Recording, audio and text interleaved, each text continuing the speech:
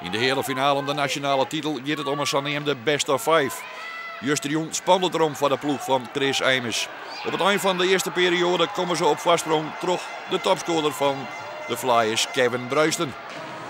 Maar het wie wel een goal zien de verhouding zien, want de Tilburg Trappers winnen in de eerste periode nogal wat beter als de Flyers.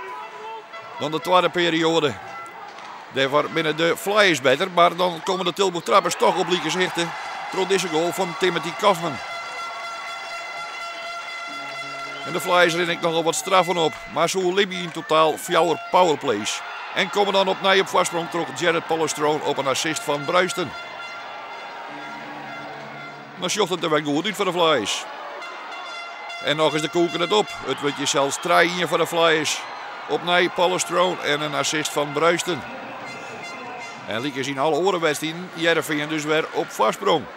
Maar op het eind van de tweede periode doen de Tilburg Trappers nog wat waarom. Richie van Hulten, hij maakt er hier 2 van. En dan de tweede periode. De Trappers die vieren de druk op.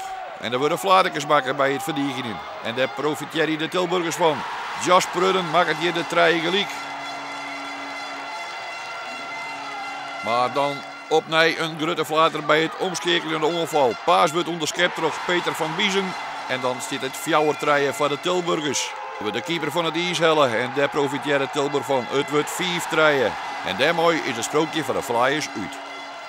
Ja, als je in sprookjes gelooft, wel. Ik denk